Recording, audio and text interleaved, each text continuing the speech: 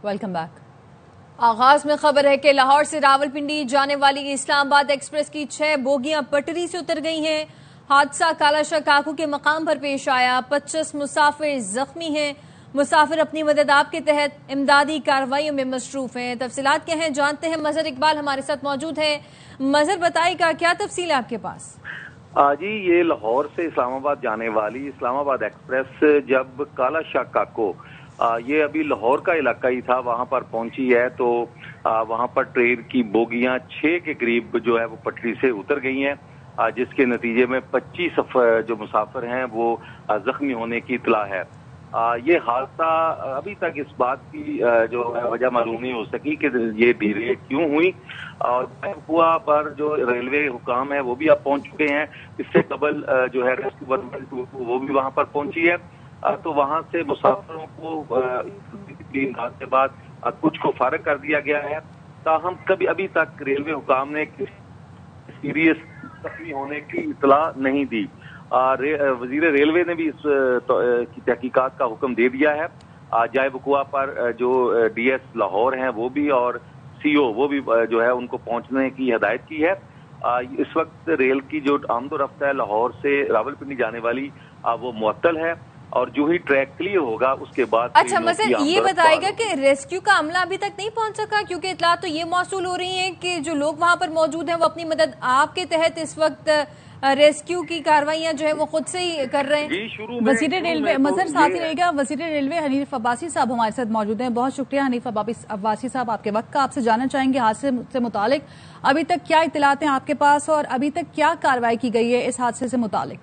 मैं एक छोटी सी अर्ज करूं कि अल्हम्दुलिल्लाह मैंने पहले जब कहा कि हमारी जो पहली प्रायोरिटी थी कि हम अपने जख्मियों को रेस्क्यू करें। हादसा हुआ, बड़ा अफसोसनाक है, नहीं होना चाहिए था, लेकिन इस वक्त हमारी तमाम टीमें वहां पहुंच चुकी, रेलवे की टीमें वहां मौजूद हैं। पंजाब हुकूमत की तरफ से फौरी एक्शन लिया गया। रेस्क्यू 1122 मैं सबका शुक्रगुजार हूं कि उन्होंने फौरी रिलीफ के काम में मदद दी और इस वक्त हम जख्मियों की जो है वो देखभाल कर रहे हैं। इस वक्त ना गिनती मकसूद है, लेकिन अल्लाह का शुक्र है कि मेन कैजुअलिटी कोई नहीं हुई और एक जो बुजुर्ग वहाँ पे फंसे भी हुए थे उनको भी निकाल लिया गया वहाँ से। हनीफ अब्बासी साहब, हादसे की वजह कोई मालूम हो सकी अभी तक? ये तो देखिए, हम तो हिंदुस्तान तो है नहीं कि हम पहलगाम के वाक़े से पहले ही हिंदुस्तान पे पाकिस्तान पे इल्जाम लगा दें। मैं अभी किसी पे कोई इल्जाम नहीं लगाऊंगा। मैं सिर्फ ये कहूंगा कि 8 दिन की इंक्वायरी मेरे सीनियर अफसरान करेंगे। अच्छा ये बताइएगा कितने अफराद जख्मी हैं अभी तक? आप तक क्या इत्तलात पहुंची है इससे मुताल्लिक? मैंने अर्ज किया कि हमारे पूरी जो जितना रेलवे के सीनियर लोग हैं, हमारे सीओ, डीएस, डिप्टी डीएस और लोकल एडमिनिस्ट्रेशन सब वहां पहुंचे हुए हैं। उनकी प्रायोरिटी इस वक्त जख्मियों को गिनना नहीं है बल्कि जख्मियों को हॉस्पिटल्स में पहुंचाना है और इंशाअल्लाह ताला हम इसमें कामयाब हो जाएंगे कि हम अपने जो जितने पैसेंजर्स फंसे हुए थे उन सबको हमने रेस्क्यू कर लिया। अच्छा, फौरी तौर पे आपकी जानिब से क्या अहकामात दिए गए हैं और इंक्वायरी कब तक होगी इस वाक़े से मुताल्लिक? की वजह क्या बनी? विदिन 7 डेज जो कल्प्रिट होगा वो अंजाम को पहुंचेगा। उसमें कोई कंप्रोमाइज नहीं, सिर्फ ट्रांसफर पोस्टिंग नहीं बल्कि वो नतीजा आप सबके सामने, आपके साथ राब्ते में रहे कि आपके सामने रखेंगे। ठीक है, बहुत शुक्रिया आपका। वजीर रेलवे हनीफ अब्बासी साहब हमारे साथ मौजूद थे।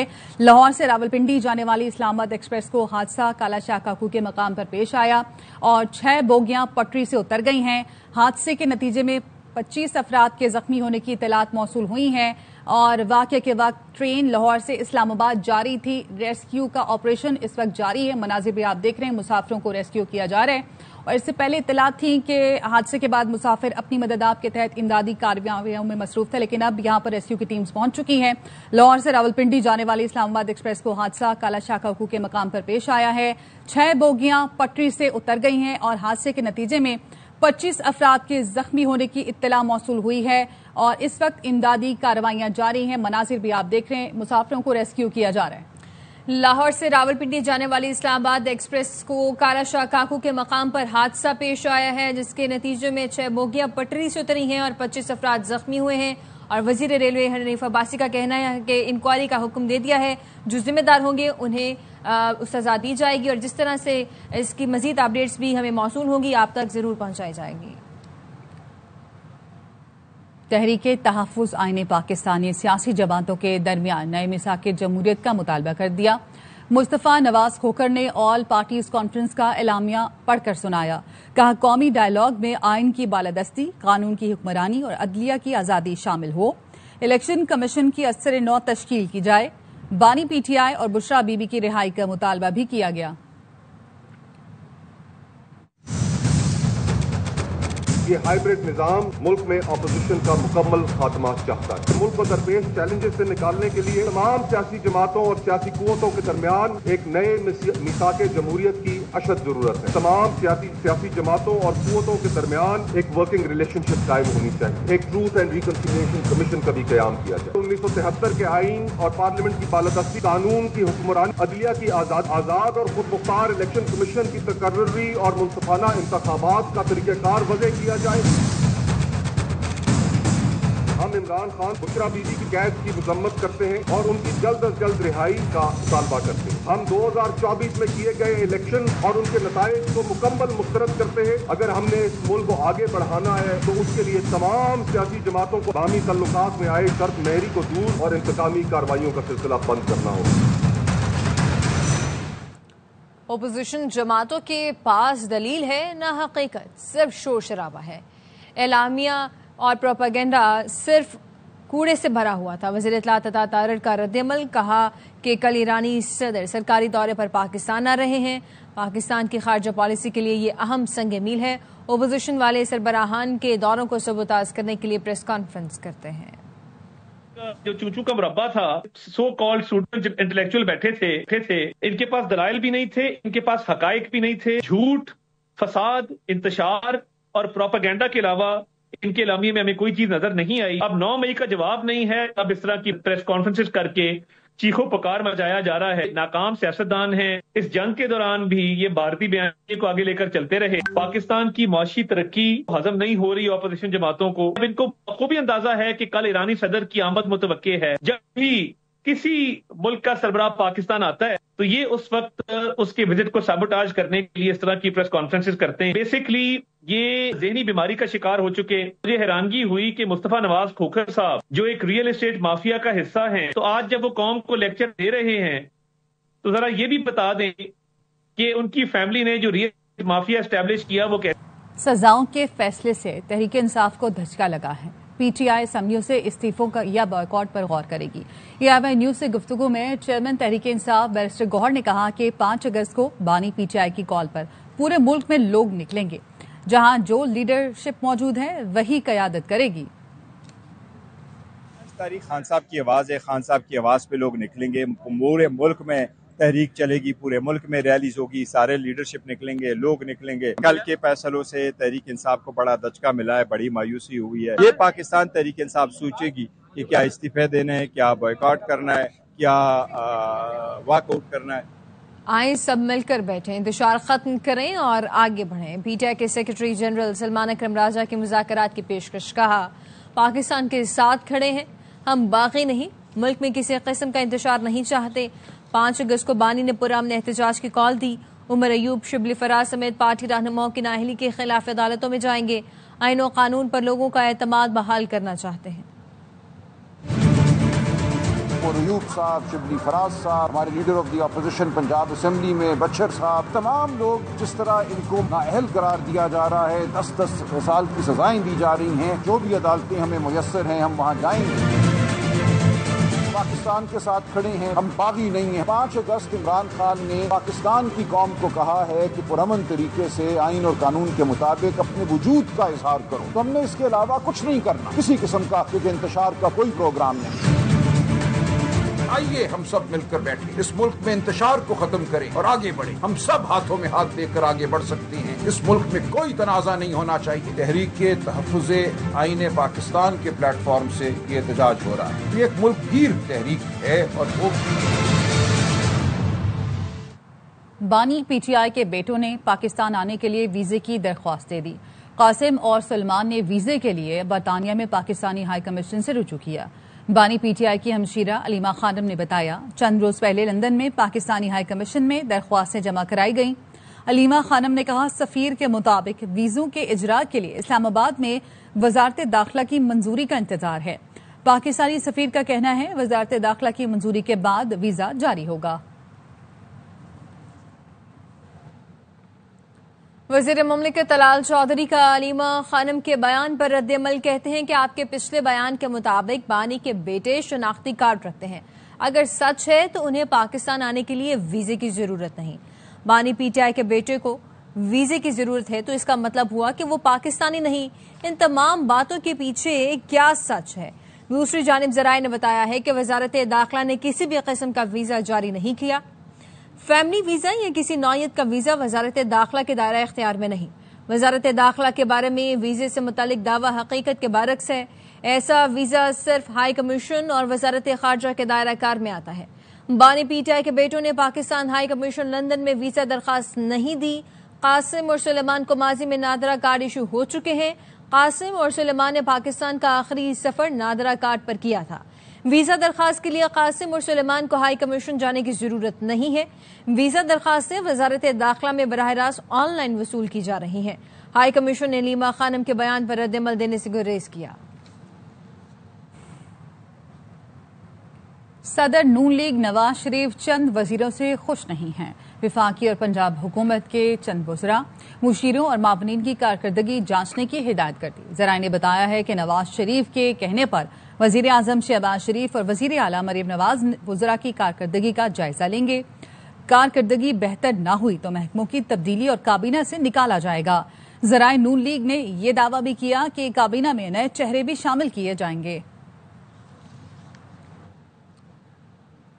حکومت نے ڈیجیٹل میڈیا سے پابندیاں ختم کی۔ بھارت سے جنگ کے دوران اندازہ ہوا ڈیجیٹل میڈیا اصل ہتھیار ہے۔ آزادی صحافت سے متعلق آج بھی چیلنجز درپیش ہیں۔ چیئرمین پی پی بلاول بھٹو کا کراچی میں پی ایف یو جے کی تقریب سے خطاب، کہا ڈس اور مس انفارمیشن ہتھیار بن چکا جسے بھارت نے استعمال کیا۔ بھارت کے خلاف جنگ میں ہماری میڈیا نے بہترین کردار ادا کیا۔ اندرونی لحاظ سے اور آج بھی آزاد صحافت کے حوالے سے چیلنجز ہیں۔ بھارت کے ساتھ جو 5 دن کا جنگ رہا، عالمی سطح پہ ایک مقابلہ ہو رہا تھا۔ بھارتی صحافت اور پاکستان کی صحافت آمنے سامنے آئی۔ جس طریقے سے پاکستان کی ایئر فورس نے بھارت کو 6-0 ہرایا ہے، تو ویسے ہی ہمارا صحافی برادری نے بھارت کے صحافی برادری کے مقابلے میں آپ نے اپنا لیجیٹمیسی کو، آپ نے اپنا کریڈیبلٹی کو اور آپ نے اصل معنی میں جو فریڈم آف دا پریس ہوتا ہے اس کا ثابت کیا۔ جنگ سے پہلے ہمارے ڈیجیٹل میڈیا پہ کوئی پابندی نہیں تھی، تو جنگ کے دوران اندازہ ہوا کہ اصل میں یہ سارے ہمارے اثاثے ہیں۔ ہم شکر گزار ہیں حکومت کے، ان دنوں میں انہوں نے وہ پابندیاں ہٹائیں اور میرے خیال میں آج تک وہ پابندیاں واپس نہیں آئی ہیں۔ پاکستان اسٹریٹ چائلڈ فٹ بال ٹیم نے ناروے کپ کے فائنل کے لیے کوالیفائی کر لیا۔ سیمی فائنل میں بیٹر فیوچر پاکستان نے میزبان ناروے کے کلب کو 4-1 سے شکست دی۔ ناروے کپ کا فائنل کل کھیلا جائے گا۔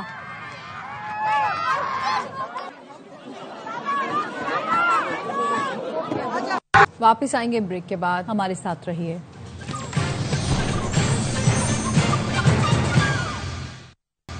Welcome back.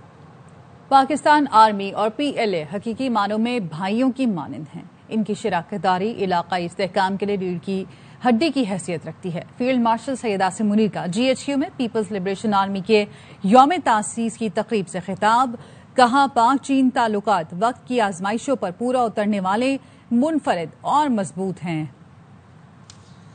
پاکستان کی تاریخ میں پہلی بار امریکہ سے خام تیل کی خریداری۔ پاکستان کی سب سے بڑی ریفائنری سینر ڈریکو نے امریکی خام تیل کی خریداری شروع کر دی ہے۔ سینر ڈریکو نے ویٹول سے 10 لاکھ بیرل WTI کریوڈ خریدا ہے۔ کارگو شپ امریکی تیل لے کر اکتوبر کے دوسرے ہفتے کراچی بندرگاہ پہنچے گا۔ سینر ڈریکو کے وائس چیئرمین اسامہ قریشی نے بتایا، امریکی خام تیل کی خریداری تجارتی لحاظ سے منافع بخش رہی تو کمپنی ہر ماہ ایک کارگو درآمد کر سکتی ہے۔ ریفائنری ماہانہ 10 لاکھ بیرل امریکی خام تیل خریدنے کا ارادہ بھی رکھتی ہے۔ دنیا کے 69 ملکوں پر امریکی ٹیرف کا نفاذ شروع ہو گیا۔ امریکی صدر ٹرمپ نے ایگزیکٹو آرڈر جاری کر دیے۔ 10 से 41% तक नया टैरिफ लगाया गया। पाकिस्तान पर 19 और भारत पर 25% टैरिफ आयद किया गया। जनूबी एशियाई मुल्कों में पाकिस्तान पर सबसे कम टैरिफ लगाया गया। गवर्नर सिंध कामरान टिशोरी कहते हैं कि हमारी मुसल्लह अफवाज ने भारत को वो धूल चटाई जिसके जख्मों पर वो आज तक मरहम नहीं रख पा रहा। गवर्नर हाउस कराची में मार्का हक जश्न आज़ादी की तकरीबात का आगाज। इफ्तिताही तकरीब से खिताब में गवर्नर टिशोरी ने कहा, पूरी कौम एक पेज पर थी और है। भारत के खिलाफ पाकिस्तान ने हर महाज पर कामयाबी हासिल की है। नून लीग से मजबूरी का इत्तेहाद है, मोहब्बत का नहीं। गवर्नर पंजाब सलीम हैदर खान कहते हैं कि मुल्क की खातिर नून लीग से मिलकर चल रहे हैं। विहाड़ी में पीपल्स पार्टी के कारकुनान से गुफ्तगू में गवर्नर सलीम हैदर ने कहा, पीपल्स पार्टी का विफाक और पंजाब में वजारतें लेने का कोई इरादा नहीं। बिलावल भुट्टो का पैगाम पंजाब के कोने कोने तक पहुंचाऊंगा। गवर्नर ने यह भी कहा कि इसमें कोई दो राय नहीं कि सानिया 9 मई में पीटीआई की क़यादत मुलव्वस थी। ऐसे साजिशी अनासर को इबरतनाक सजा मिलनी चाहिए। वापिस आएंगे ब्रेक के बाद, हमारे साथ रहिए।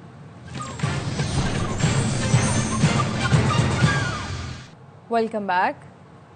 जबरी बरतरफियों का सिलसिला बंद किया जाए। मीडिया इंडस्ट्री में जबरी बरतरफियों और वाजिबात इशू पर Pakistan federal union of journalist का यौम मुतालबात मनाने का फैसला। पीएफयूजे रहनुमा अफजल भट्ट कहते हैं, 1 पॉइंट एजेंडे पर डिमांड डे मनाएंगे। पूरे मुल्क में मरहलावार एहतजाज तहरीक चलाएंगे। चारों सूबाई असम्बलियों के बाहर भी एहतजाज होगा। आखिरी मरहले में चलो चलो इस्लामाबाद की कॉल देंगे। कौमी असम्बली के सामने मुजाहरा होगा। पॉइंट एजेंडे पर जो जबरी बरतरफियां और वाजिबात का इशू है, इस पर पीएफयूजे मुल्क की यौम मुतालबा मनाएगी, डिमांड डे मनाएगी। इसमें सिर्फ एक मुतालबा होगा कि इन जबरी बरतरफियों को कैसे रोकना है। तमाम टीवी चैनल और अखबारात में जो बरतरफियों का सिलसिला है कैसे करना है, उसके लिए मरहला वार होगा। पहले मरहले पे मोबिलाइजेशन की जाएगी, फिर यूजेस अपनी सतह पर एक दिन दिया जाएगा, पूरे मुल्क में एक दिन होगा। फिर उसके अगला मरहला चारों सूबाई असम्बलियों को बाद एक दिन होगा।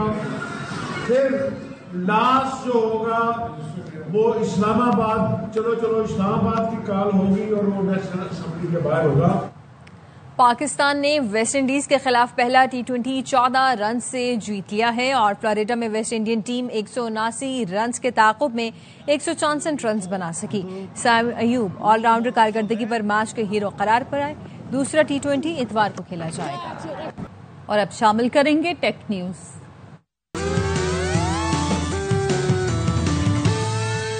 मुलाजमत छुट्टी पर चली जाए तो नैनी घर के तमाम काम निपटाएगी। चीन में बच्चों बुजुर्गों की देखभाल और घर के काम निपटाने के लिए रोबोट मुतारिफ करा दिया गया। न्यूज स्टूडियो से फिल वक्त इतना ही। मजीद खबरों और अपडेट्स के लिए देखते रहिए ARY न्यूज।